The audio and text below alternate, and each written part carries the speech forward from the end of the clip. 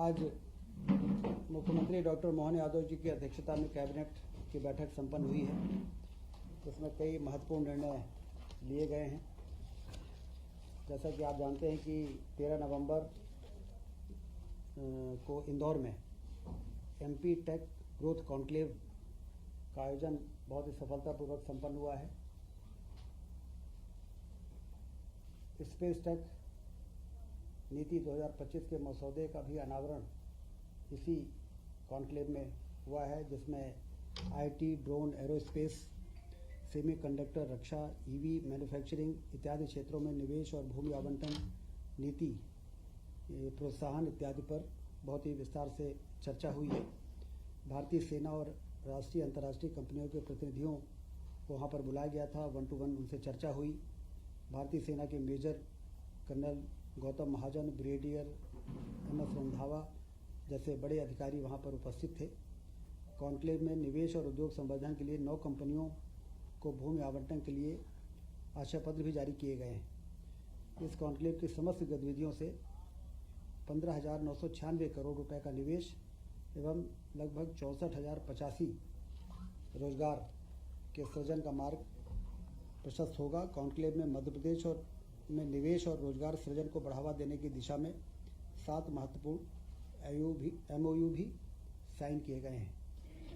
इसी प्रकार से स्पेस टेक नीति 2025 के मसौदे का भी अनावरण हुआ है। यह नीति राज्य को भारत की स्पेस टेक अर्थव्यवस्था में अग्रणी स्थान दिलाने की दिशा में महत्वपूर्ण पहल है, जिसके माध्यम से अंतरिक्ष प्रौद्योगिकी, स्पेस टेक्नोलॉजी, अनुसंधान, निवेश और रोजगार के नए द्वार खुलेंगे। भावांतर योजना जो शुरू की गई 13 तारीख को देवास से, उसके बहुत अच्छे परिणाम आ रहे हैं। 24/10/25 से 7/11/25 तक जो मॉडल रेट 4,020 था, वो 17/11/25 को बढ़ के 4,236 हो गया है। और समर्थन मूल्य से मॉडल रेट का डिफरेंस जो है वो भावांतर होता है।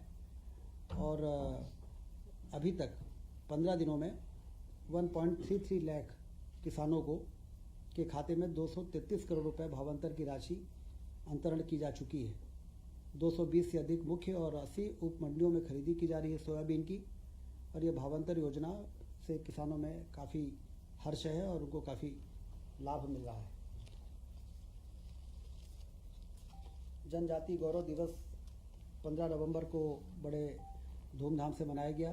जबलपुर में जो सबसे प्रमुख कार्यक्रम था पूरे प्रदेश का, उसमें वर्चुअल माध्यम से प्रधानमंत्री जी जुड़े और उन्होंने संबोधित किया। 150वीं जयंती भगवान बिरसा मुंडा की बड़वानी, अलीराजपुर, जबलपुर में विशेष आयोजन हुए। बाकी पूरे प्रदेश के सभी जिलों में इसके आयोजन हुए और काफ़ी बढ़ चढ़ के लोगों ने इस कार्यक्रम को में हिस्सा लिया और इसको अभूतपूर्व सफलता मिली है।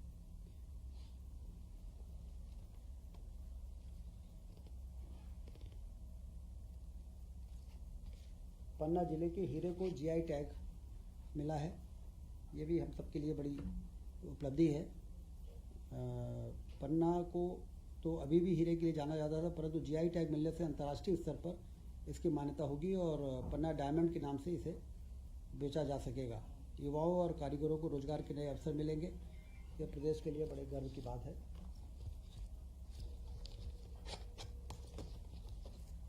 लाडली बहना योजना 12 नवंबर 2025 को सिवनी में 1,500 रुपये, 250 रुपये अलग से जोड़ के 1,500 रुपये अब हर महीने लाडली बहनाओं को ये राशि अंतरित की जा रही है।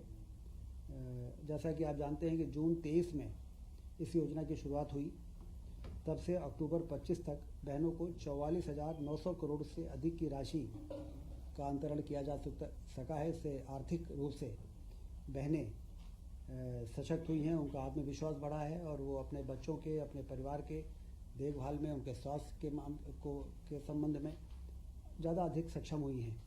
आज मुख्यमंत्री जी ने विशेष तौर से ये निर्देश दिया है कि इस राशि के अंतरण के साथ साथ उनको लंबे समय तक कैसे हम सक्षम बना सकते हैं, उनको रोजगार कैसे जोड़ सकते हैं, इसकी भी योजना संबंधित विभाग बनाए, जिससे कि उनको अपने पैरों पे लंबे समय तक खड़ा किया जा सके।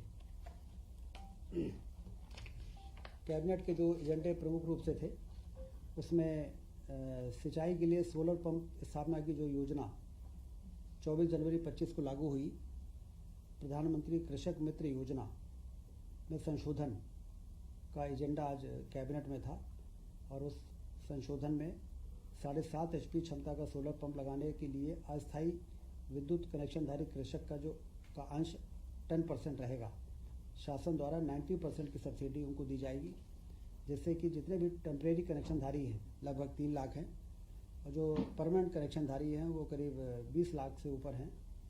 तो केंद्र सरकार की सब्सिडी का जो सीमा है, उस सीमा तक हम कृषकों को अब धीरे धीरे सोलर पंप में ट्रांसफ़र करेंगे, और केंद्र सरकार से भी लगातार ये मांग करेंगे कि आप उस सीमा को बढ़ाते जाएं, जिससे जल्दी से जल्दी हम सारे टेम्परेरी कनेक्शनधारी और फिर परमानेंट कनेक्शनधारी को हम सोलर से ये जो इलेक्ट्रिक पंप से सोलर में शिफ्ट कर सकें, जिससे कि लाइन लॉस और सब्सिडी के जो बोझ आता है उससे भी मुक्ति मिले, और किसान भी क्वालिटी की बिजली आसानी से अपने स्तर पर प्राप्त कर सके सोलर के द्वारा।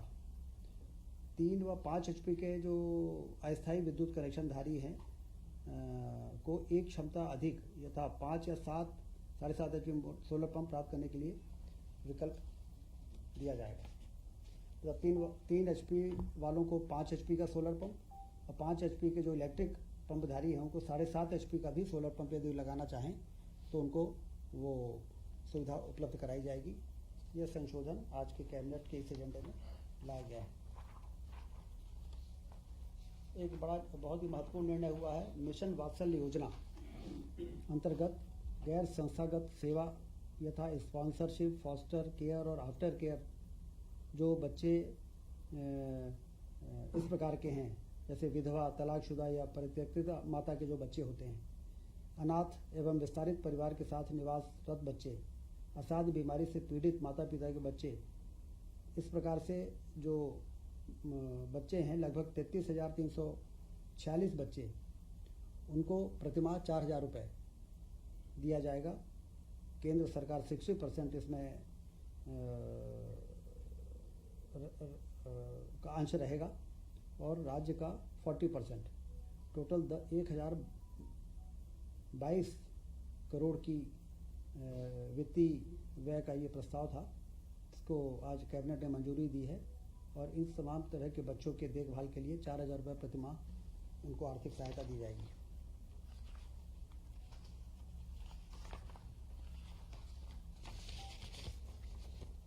मेडिको लीगल संस्थान के अधिकारियों को पुनरीक्षित वेतनमान 7वां वेतनमान का वार्षिक लाभ 1/1/2016 से प्रदान किया गया है। उसी अनुक्रम में मेडिको लीगल संस्थान के अधिकारियों को भी लाभ दिए जाने का निर्णय लिया गया है। 93 लाख रुपये इसमें एरियर की राशि का वित्तीय भार आएगा। सोशल इम्पैक्ट बॉन्ड योजना 6/10/2023 से लागू प्रशासकीय विभाग सामाजिक न्याय विभाग का है। इसके लिए 25-26 के लिए सोशल इम्पैक्ट बॉन्ड योजना 100 करोड़ का बजट का प्रावधान किया गया है। योजना के तहत सामाजिक सेवा प्रदाता हितग्राहियों को सेवा प्रदान करने के लिए रिस्क फंडर से धन जुटा है। प्रदत्त सेवा के परिणाम का मूल्यांकन एक निष्पक्ष बाह्य एजेंसी द्वारा की जाएगी। सोशल स्टॉक एक्सचेंज उक्त संपूर्ण कार्य को संपादित करने के लिए एक कॉमन प्लेटफॉर्म के रूप में कार्य करता है, और विभिन्न सामाजिक उद्देश्यों के कम करने वाले नोट फॉर प्रॉफिट संस्थानों को रिस्क फंडर्स धन जुटाने में सक्षम बनाता है। इसका भी अनुमोदन किया गया है। नवगठित जिला विधिक सेवा प्राधिकरण आगर मालवा हेतु नवीन पदों का सृजन। विधिक सेवा प्राधिकरण के लिए जो आवश्यक नवीन पद हैं उसकी भी स्वीकृति की गई है 9 नवीन पदों की, और इसमें 59.42 लाख रुपए का वित्तीय भार आएगा। प्रदेश के 12 जिलों में 50 बिस्तरीय आयुष चिकित्सालय एवं बड़वानी के 30 बिस्तरीय आयुष चिकित्सालय के संचालन के लिए नवीन पदों का सृजन किया गया। ये बहुत ही महत्वपूर्ण निर्णय हुआ है। आयुष चिकित्सा को प्रोत्साहित करने के लिए, बढ़ावा देने के लिए अब भोपाल, इंदौर, नरसिंहपुर, मंडलेश्वर, बालाघाट, गुना, भिंड, सीहोर, पन्ना, श्योपुर, अमरकंटक, सुजालपुर में 50 बिस्तर के आयुष चिकित्सालय बनाए जाएंगे और बड़वानी के 30 बिस्तरीय आयुष चिकित्सालय के संचालन के लिए 373 नवीन पदों का सृजन किया गया है। इसके साथ ही 806 मानव संसाधन सेवाएं ऑन कॉल हेतु स्वीकृत की गई हैं। इन 373 नियमित पदों पर वार्षिक व्यय आएगा 25 करोड़ 57 लाख रुपए और 806 जो मानव सेवाओं का प्रबंधन भारत सरकार के राष्ट्रीय आयुष मिशन से किया जाएगा। ये बड़ा मैन पावर मंजूर हुआ है जिससे आयुष चिकित्सा को गति मिलेगी। 12 डिस्ट्रिक्ट में आयुष हॉस्पिटल ओपन किए जा रहे हैं।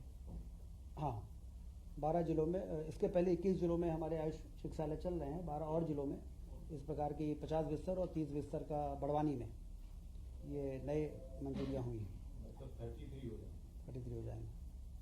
विज्ञान एवं प्रौद्योगिकी विभाग के अंतर्गत मध्य प्रदेश विज्ञान एवं प्रौद्योगिकी परिषद में नवीन पदों की भर्ती पर लगाई गई रोक हटा ली गई है। साइंस एंड टेक्नोलॉजी विभाग के अंतर्गत जो रोक थी नवीन पदों की भर्ती की, वो आज विड्रॉ हो गई।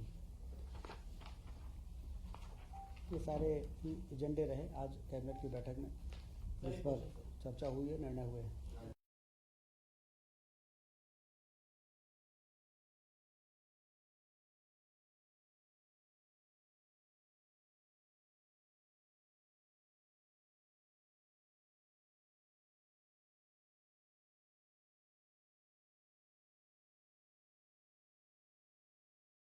का चेंज करके सर